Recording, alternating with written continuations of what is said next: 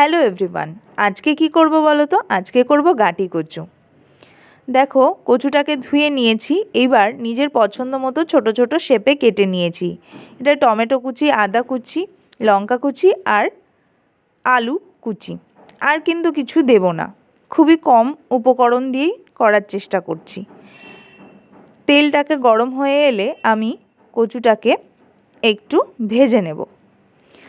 এবার এর আগে আমি লবণ আর হলুদটা ইউজ করব।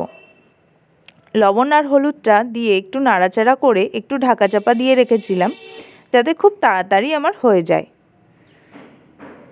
তো আমি একটু নাড়াচাড়া করে নিলাম, তারপরে একটু ঢেকে রেখেছিলাম। দেখো, আমার কিন্তু কচুটা হালকা ভাজাও হয়ে গেছে। এইবার আমি আলুর পিসগুলো দিয়ে দিলাম।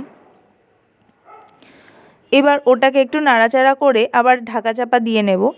তার আগে আমি টমেটো আর আদাটা শিলে বেটে নিয়েছিলাম, এবার সেটাই দিয়ে দেব। এর মধ্যে আমি একটু ধনে গুঁড়ো আর একটু জিরে গুঁড়ো ইউজ করেছিলাম, আর লঙ্কা কুচিটাও দিয়ে দিয়েছিলাম। এবার আমি সবগুলোকে একটু নাড়াচাড়া করে নেব,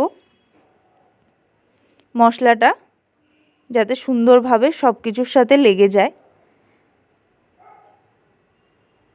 তারপর আমি একটু গরম জল ইউজ করব, খুবই সামান্য গরম জল ইউজ করব। এবার আরেকটু নাড়াচাড়া করে আমি একটু লো ফ্লেম করে রেখে দিলাম। এর মধ্যে আমি একটু ভাজা মশলা ইউজ করেছি, ধনে গুঁড়ো, গোটা ধনে আর গোটা জিরে। তারপর দেখো, আমার রেডি। কেমন লাগলো জানিও কিন্তু। আমি কিন্তু এটা গরম গরম রুটির সঙ্গে সার্ভ করেছিলাম। এই যে রুটিটা করছি দেখো, তারপর রুটিটা হয়েই গেল। এই যে গরম গরম রুটি, তার সঙ্গে সার্ভ করে